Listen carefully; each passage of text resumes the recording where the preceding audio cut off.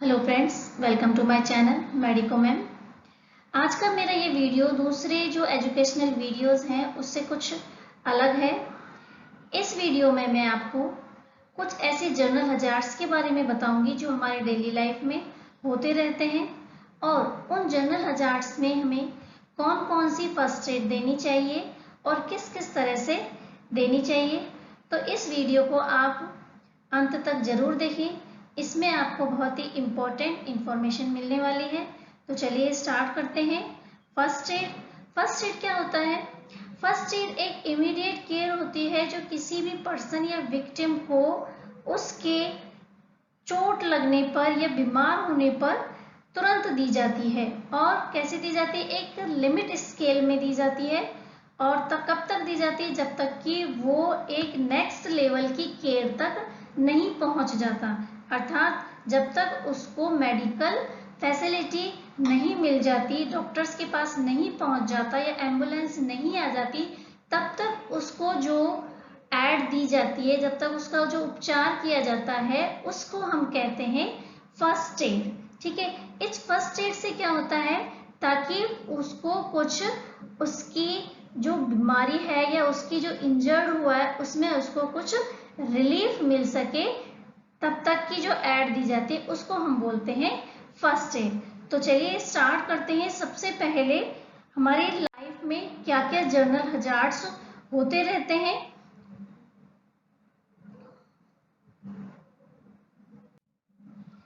General hazards में सबसे पहले है ब्लीडिंग।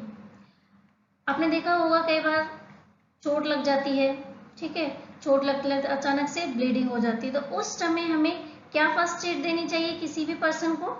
तो इसके लिए सबसे पहले है stop the flow of blood. हमारा जो मेन पर्पस होता है वो क्या होता है? ब्लीडिंग के टाइम पे उस ब्लड को क्या करना? स्टॉप करना। इसके लिए हम क्या करेंगे?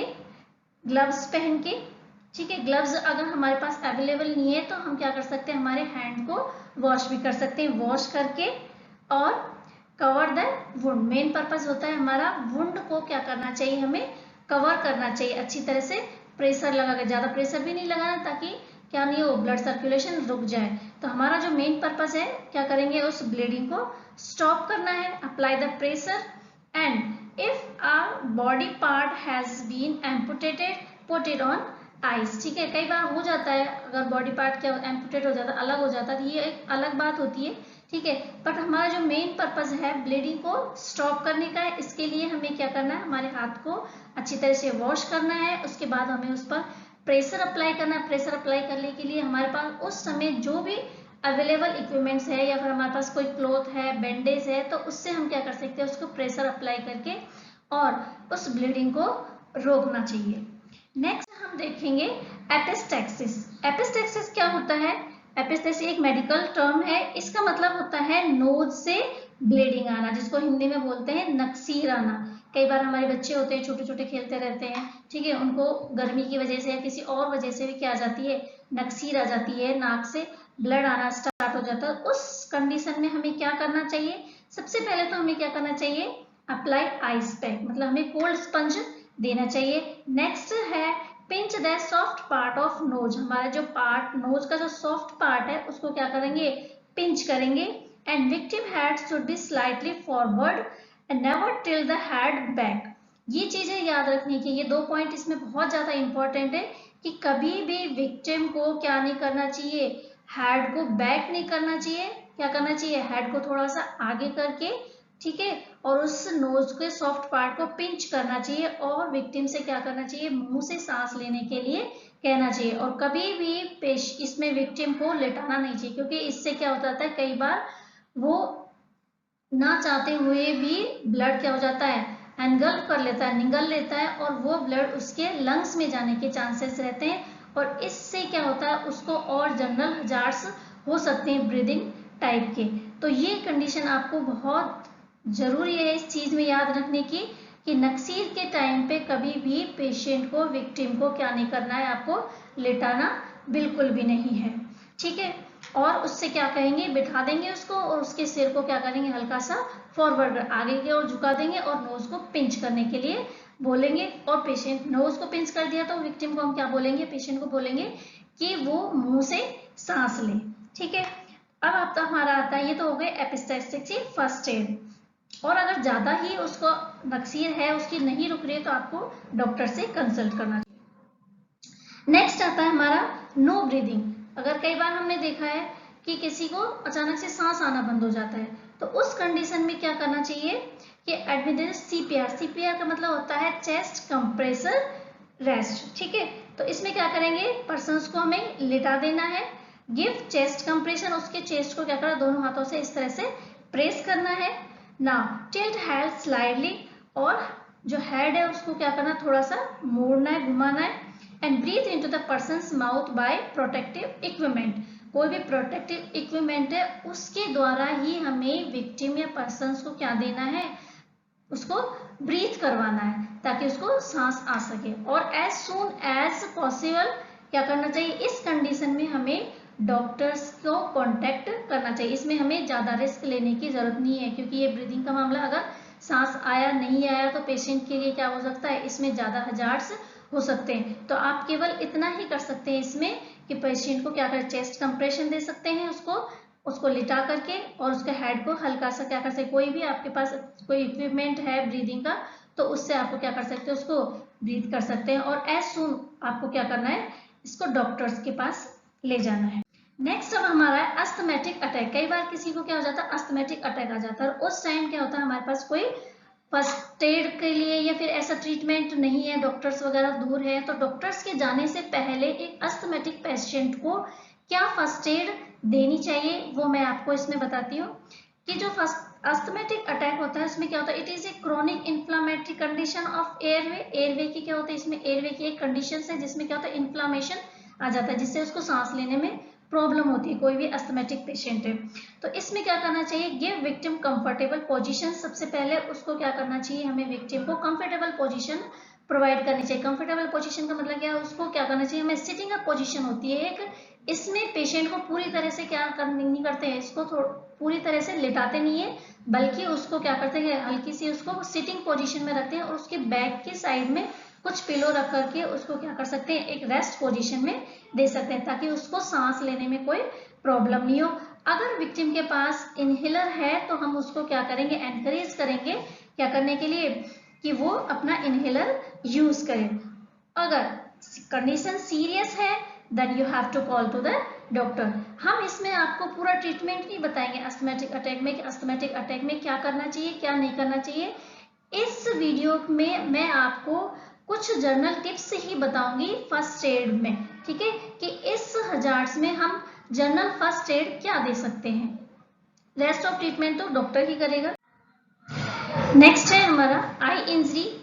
आई में अगर चोट लग जाती है या आईज में कुछ ऐसा पार्टिकल्स गिर जाते हैं, तो उस कंडीशन में हमें क्या करना चाहिए, splashes, particles in eyes, blow to eyes, use wet cotton swabs and don't drop the eyes. ये कुछ पॉइंट्स हैं, इसको हमें ध्यान में रखना चाहिए। जब भी कोई आईज में इंजरी हो या आई में कोई पार्टिकल्स गिर गया हो तो क्या करना चाहिए, इसको पहले तो वॉश करना चाहिए, स्प्लैशेस करने चाहिए, and use wet cotton swabs. Cotton swabs है, उसको वेट कॉटन स्वाब्स उसमें हम यूज कर सकते हैं। एंड डोंट रब आईज, और आईज को कभी भी क्या नहीं करना चाहिए, कुछ भी पार्टिकल्स आईज में गिर जाता है तो कभी भी आईज को रब नहीं करना चाहिए। नेक्स्ट अब आता है हमारा बर्न। बर्न की सिचुएशन में, बर्न भी कई तरह का होता है, 3 टाइप्स का होता है, वो हम देखेंगे। First degree burn. First degree burn किसको बोलते हैं हम, जिसके अंदर क्या आता है, रेडनेस और पेनफुल स्किन होती है। नेक्स्ट है सेकेंड डिग्री बर्न। इसमें क्या हो जाता है, ब्लिस्टर्स हो जाते हैं। ब्लिस्टर मतलब ऐसे स्किन पर ऐसी ब्लिस्टर्स बन जाते हैं जिसमें क्या होता है, फ्लूइड इकट्ठा हो जाता है, ठीक है। नेक्स्ट है third degree burn. Third degree burn क्या होता है, बहुत ज्यादा बर्न होता है इसमें, और जो हमारे टिश्यूज होते हैं, डीप टिश्यूज तक भी क्या होता है इसमें डैमेज हो जाता है। तो ये 3 तरह के बर्न्स होते हैं, फर्स्ट डिग्री, सेकेंड डिग्री और थर्ड डिग्री। सबसे ज्यादा हार्मफुल जो बर्न होता है वो कौन सा होता है, थर्ड डिग्री बर्न होता है। तो उस कंडीशन में हमें क्या करना, ट्रीटमेंट देना चाहिए, फर्स्ट एड देना चाहिए। सबसे पहले बर्न एरिया को क्या करना चाहिए, कूल करना चाहिए with cool water.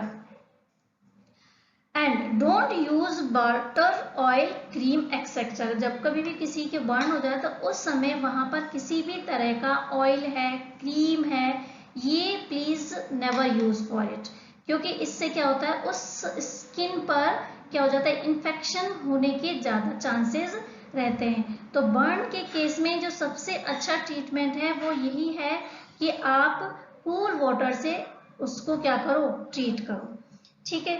And as soon as possible consult to your doctor। Next आता है ब्रोकन बोन्स। कई बार क्या होता है, चलते चलते हमारा पैर मुड़ जाता है, सीढ़ियां चढ़ रहे तो अचानक से क्या हो जाता है, गिर जाते हैं, तो उस टाइम में क्या हो जाता है, हमारी बोन्स हैं, लिगामेंट्स हैं, उसमें क्या हो जाता है, इंजरी हो जाती है, चोट आ जाती है। तो उस टाइम में दो कंडीशन होती है, तो स्प्रेन हो जाता है या स्ट्रेन हो जाता है। तो स्प्रेन क्या बोलेंगे और स्ट्रेन क्या होता है। स्प्रेन में क्या होता है कि स्प्रेन का तो जो दूसरा वर्ड है वो फ्रैक्चर ही है, बोन का क्या हो जाता है, बिल्कुल फ्रैक्चर हो जाती है बोन। और स्ट्रेन में क्या होता है, जो लिगामेंट्स होते हैं जो बोन को बोन से कनेक्ट करते हैं उनमें क्या हो जाती है, इंजरी आ जाती है या उनमें चोट आ जाती है। तो उस कंडीशन में हमें क्या करना चाहिए, तो ब्रोकन बोन में जो हम ट्रीटमेंट या फर्स्ट एड देते हैं वो राइस थेरेपी पर डिपेंड करता है, RICE। इसमें मैं बताऊंगी RIC की फुल फॉर्म क्या होती है। R से होता है rest. Rest is a very important for soft tissues injury both in the short term and for long term. Rest मतलब कोई भी पार्ट है उसमें चोट लग गई है, ठीक है, और उसमें स्प्रेन आ गया, तो उस टाइम हमें उसको क्या करना चाहिए, रेस्ट देना चाहिए और किसी भी तरह का उसमें मूवमेंट नहीं करना चाहिए, ठीक है। नेक्स्ट आता है हमारा आई फॉर इमोबिलाइज। इमोबिलाइज मतलब उसको हिलाना डुलाना नहीं है। नेक्स्ट आता है कोल्ड। अगर हमें स्ट्रेन है तो उस पर कोल्ड स्पंज करना चाहिए। आइस क्या करता है, उस पेन को क्या कर लेगा, कम करने की कोशिश करेगा। नेक्स्ट आता है हमारा ई फॉर होता है एलिवेशन। एलिवेशन का मतलब होता है जिस पार्ट में चोट लगी उसको एलिवेट करना, उसको उठा देना। The localized swelling which occur do not elevate if this occur more pain to the victim, ठीक है। Where appropriate the injury should be elevated as this may help reduce। Now next हमारा आता है heat exhaustion. Heat exhaustion का मतलब क्या होता है, जहां पर आग लग गई हो अचानक से, तो उस टाइम किसी भी विक्टिम या पर्सन को क्या फर्स्ट एड देनी चाहिए। सबसे पहले मूव टू कूल प्लेसेस। सबसे पहले कहाँ ले जाना चाहिए उसको, कूल प्लेसेस पर ले जाएं।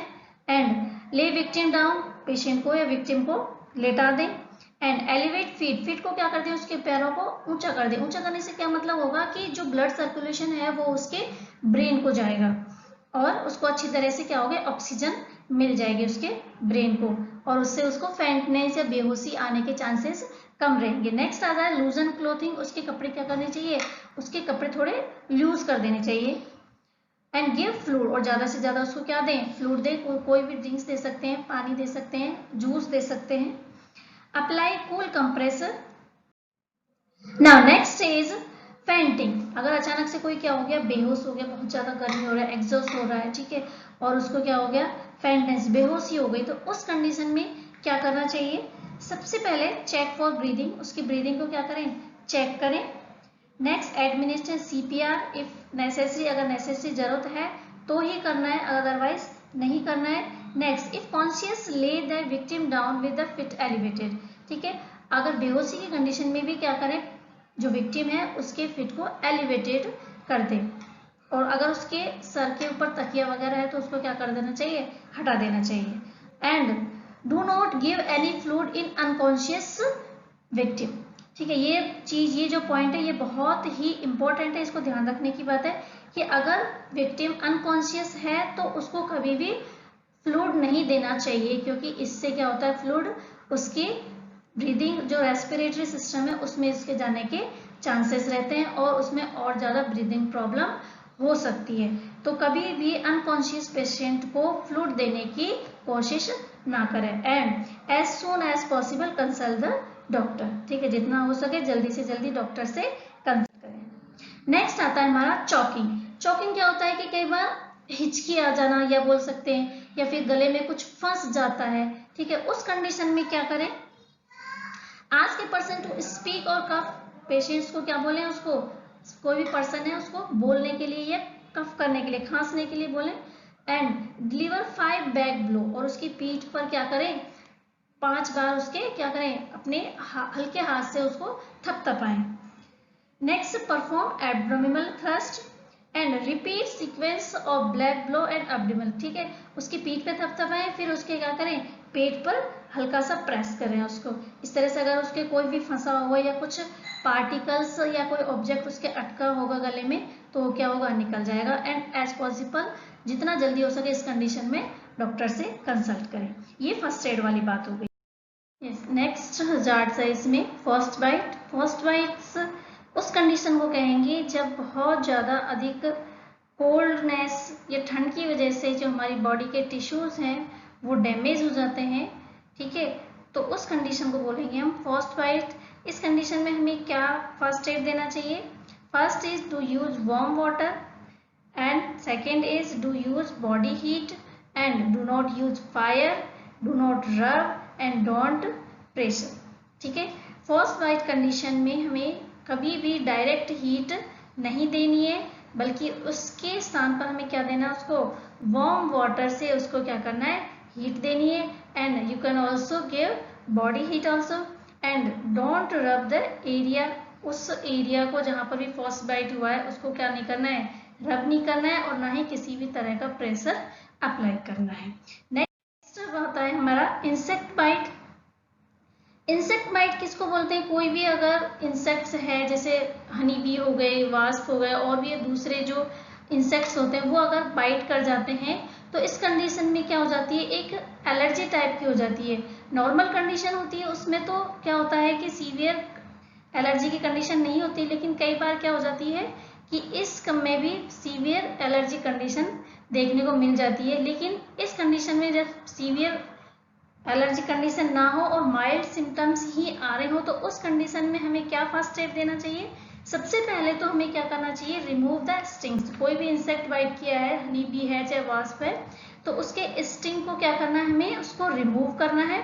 Then apply ice, ice apply करने to reduce the pain, pain को कम करने के लिए आइस अप्लाई कर सकते हैं। इसके बाद हम क्या कर सकते हैं, इसमें अगर हमें पता चल जाता है कि अगर हनी बी ने बाइट किया है तो उस कंडीशन में हमें क्या अप्लाई करना चाहिए, we can also use any base, ठीक है, बेस कोई भी यूज कर सकते हैं उस जगह पर। क्यों? क्योंकि हनी बी का जो स्टिंग है उसमें क्या होता है, एसिड होता है, और एसिड को कौन न्यूट्रलाइज करता है, बेस करता है। तो हम कोई भी बेस इसमें यूज कर सकते हैं, जैसे सोडियम बाइकार्बोनेट हो गया। नेक्स्ट है, अगर कोई वास्प इसमें क्या किया है, रतैया है, वो अगर बाइट किया है तो उस कंडीशन में हमें क्या अप्लाई करना चाहिए, उस कंडीशन में हमें करना चाहिए एसिड, क्योंकि जो वास्प होता है उसके स्ट्रिंग्स में क्या होता है, बेस होता है, और बेस को कौन न्यूट्रलाइज कर देगा, एसिड न्यूट्रलाइज करेगा, ठीक है। तो ये जनरल जो इंसेक्ट्स होते हैं उसमें हम इस फर्स्ट एड को क्या कर सकते हैं, अप्लाई कर सकते हैं। और इस कंडीशन में अगर आपको ज्यादा सीवियर एलर्जी रिएक्शंस हो रही है तो as soon possible we have to go to the doctor for the consult. At the last point, here are some key points to remember you. First is medical emergency can happen anytime. Medical emergency कभी भी किसी के साथ भी हो सकती है। तो उस समय क्या करना है आपको, क्विकली, कामली और करेक्टली, समझदारी से और सही ढंग से और शांतिपूर्वक उस कंडीशन को आपको हैंडल करना है। ज़्यादा हड़बड़ी नहीं करनी है। अगर ज़्यादा कंडीशन खराब है, सीरियस हो रही है, तो आपको तुरंत मेडिकल फैसिलिटीज के लिए आपको जाना चाहिए। आई होप ये वीडियो आपको पसंद आया है। अगर आपको ये वीडियो पसंद आया है तो आप इसे लाइक करें, सब्सक्राइब करें और इसे ज़्यादा से ज़्यादा अपने फ्रेंड्स में शेयर करें। Thank you.